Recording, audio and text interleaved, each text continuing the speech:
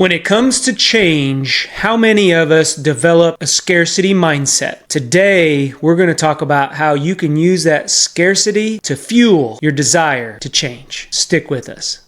Welcome everybody. Welcome everybody. Welcome everybody. Welcome everybody. Welcome everybody. Welcome everybody. I am your host, John Espinosa. I am your host, John Espinosa, to the Leaders Leading Leaders podcast. Hey everyone, John here. Welcome to the Leaders Leading Leaders podcast. Today we are talking about scarcity mindset. And you can do a quick Google search on scarcity or put it into YouTube. And your search is going to create a lot of negative things around a scarcity mindset. But today we're going to talk about how you can use a scarcity mindset to fuel your ambition and your drive for change. So we are in the season of change, and we're going to continue our conversation today around how to change. We're getting ready to transition into how to sustain and then reinforce, but we got to figure out how to change in the first place. Today we are going to learn how to use a scarcity mindset to propel us into a change momentum. And that's what it's about, is creating momentum, creating that stimulus that drives us into change. And a lot of people, this is where we get stuck. So stick with me as we start unpacking the scarcity mindset. First, I want to define scarcity. So scarcity, for those of you maybe that have heard this term for the first time, it's when resources become limited, when you believe resources become limited, and we begin to focus on the things that we are lacking. So it may be the lack of money, it may be the lack of time, it may be the lack of attention. Whatever we are focusing on is where our energy is. And so we're going to combat that focus, and we're going to flip it around 180, and we're going to use scarcity mindset to our advantage. So let's talk about the first concept about that. Whenever you start narrowing your focus on lack of resources or lack of finances. So true story, I paid my way through college. I was a young kid. I was one of the first people in my family to go to a major university and the only person in my family so far to get a graduate degree. And I was prideful. I didn't want any help. So I did what every college student at that time did. I applied for student loans. I was outside of the grant funding. My grades were just good enough to get me a minimal scholarship, but that wasn't even a lot. So I took out a lot of student loans. I took out student loans in the amount of about $160K between my private student loans and my federal student loans. So I started out in a big hole. I dug myself a huge hole. Some of that money went towards my education. A lot of it went towards just our living expenses. I was going to school full time. I was working. My wife was working full time. We had 2 kids. So that $160,000, it was spread over 6.5 years. It took me to complete my undergrad and my graduate education. So really what we're talking about is a time period when I was really dependent on those loans for our finances to be able to pay the mortgage, to be able to meet the needs of our family. So when I graduated, I quickly found out, guess what? You got to pay those loans back. And that scarcity mindset started to dig in. And I became so laser focused on what I needed to do to get rid of that debt that I almost did everything and anything that I possibly could. I was working 2 to 3 jobs. I had my own lawn mowing business at one time. I mentioned that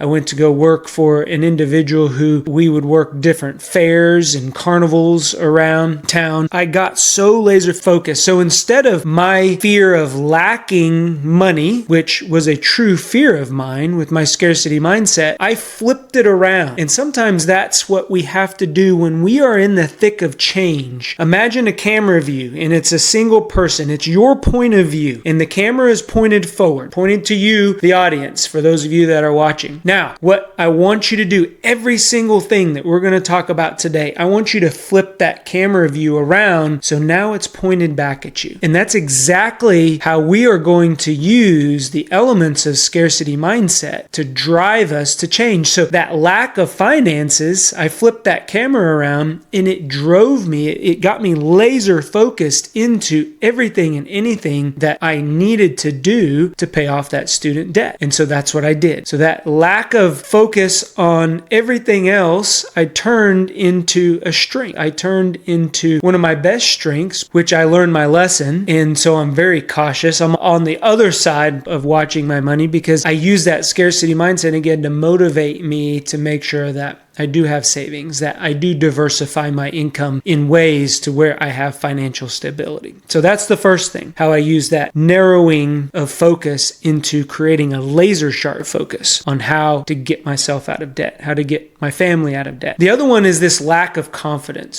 So for the most part, the scarcity mindset will create a lack of confidence in us where nothing's going right, the car's breaking down, the kids are getting sick, the house is falling apart. You know where I'm going with this. Many of you just start snowballing. It's that thought stacking that we talk about quite a bit. So what I do this way to turn that camera around is to challenge those assumptions. When we start using absolutes like nothing is going right, everything is going the opposite way that I need to, everything in the house is breaking, we need to challenge our assumptions. Flip that camera around and ask ourselves, John, is everything really going bad? Is the entire house falling apart? Or maybe is it just we got some paint chipping and we got to go out there and scrape and repaint the house, which you have to do anyways. That's normal maintenance on a house, right? Or maybe something electrical or your plumbing or your HVAC or whatever random things that can break around a house. We begin to snowball and pile that on that everything is breaking in the house. So pause, check your assumptions, turn that camera around, look back at yourself, and you can journal this down. Is everything really falling apart? Make a list of everything that you have in your mind that's falling apart, and that list probably is not nearly as long, and I promise you it's not everything, because there's a lot of other things that are going on besides what you have on that list. So flip that camera back around whenever you start lacking that confidence and check your assumptions. This will drive you into change. The third one, short-term needs. When we develop a scarcity mindset, we start thinking very short-term, very near future, tomorrow. We can't even think 24 hours past because everything is falling apart on us. Tomorrow, oh my goodness, I can barely wait until tomorrow comes, and then tomorrow comes, and guess what? It doesn't get any better. So we get stuck again, and we can't get past, we can't propel ourselves into the change. So what do we do there? We got to step back. I've talked about this before. Naturally, what we want to do is get closer to the problem, start learning about the problem. When we get consumed about all the things that are going bad, and we start to focus on those short-term needs, those short-term necessities that need to happen, we begin to lose perspective. Because if we're too close to something, we can't see past that thing without looking around it. So step away, give yourself a greater perspective, and that's going to help flip that scarcity camera around to where now instead of short term, we can see long term. Widens our vision. And then the fourth one, and this is probably the one that bites everybody when it comes to a scarcity mindset, is we start getting into that self-preservation mode to where now we're internalizing our body. Whenever we go into shock, it starts pooling blood into our core away from our extremities, away from our feet, away from our hands, away from our brain, because now everything is going there. So we get in that self-preservation fight or flight mode. And when we are in that fight or flight mode, when we're back there in that animal brain, we can't get into our logical mindset. We're either fighting or we're flighting. It's that self-preservation. So turn that camera around and figure out how you can create ambition and drive. I don't know about you, but one of the most successful things that I've been able to do in my life is to compete against myself. I don't compete against anybody else, but I always try to make tomorrow better than today. So by that self-preservation mentality, use that as fuel to ignite your ambition and begin to compete against yourself. yourself. Don't worry about anybody else because you're already in that mindset of self-preservation. Begin to set standards that are higher than the day before. I'm not talking about huge leaps, but I'm talking today I didn't work out. Today was a bad day. Today I may have had a negative attitude. I may have had negative conversations. I may have been around negative people. Tomorrow I'm going to start the day off better. Tomorrow I'm going to begin with a positive thought. Just that one little thing can create a shift and propel us into change.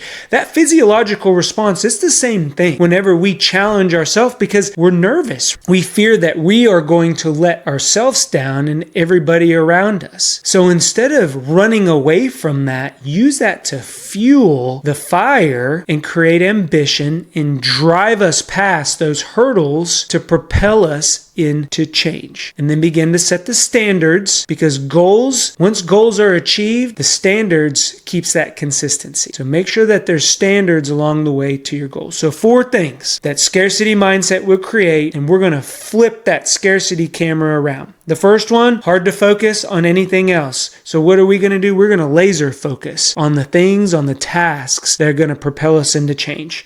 When we begin to feel that lack of confidence, we're going to challenge those assumptions and we're going to check ourselves and check our mindset. Again, flip that camera around, that hurdle that's going to propel us into change. When we begin to focus on short-term needs, we're going to take a break, take a breath, take a moment, whatever you have to do, pause, step away so we can gain perspective, widen our angle so we begin to see past that short term and get a better perspective. That way we turn that scarcity camera around and drive us into change. And last but not least, whenever we get that feeling of self-preservation and we're in that fight or flight mode, we are going to use that to challenge ourselves and to fuel our ambition that's going to set the standards to help us achieve our goals to get us into change. Those 4 things I found great success in when I began to get stuck, and I found great success in when I dug myself into a big hole and I began to have that scarcity mindset. And I started to attack those 4 things to get myself out of debt and to make sure that we created momentum and we learned from those past mistakes to propel us into change. So I hope that story helped somebody today. Remember, I believe in you. If this helped you today, please, you would be doing me a favor. Share this with somebody who may be getting stuck or may be stuck in change. They just can't get over that hump and they're in that scarcity mindset, and help them turn that scarcity camera around to propel them into change. Go be great. We'll talk to everyone later. Bye. If you like what you're hearing, do us a favor, click on that subscribe button, give us a thumbs up, or leave a comment. That lets us know that what we are putting out benefits you.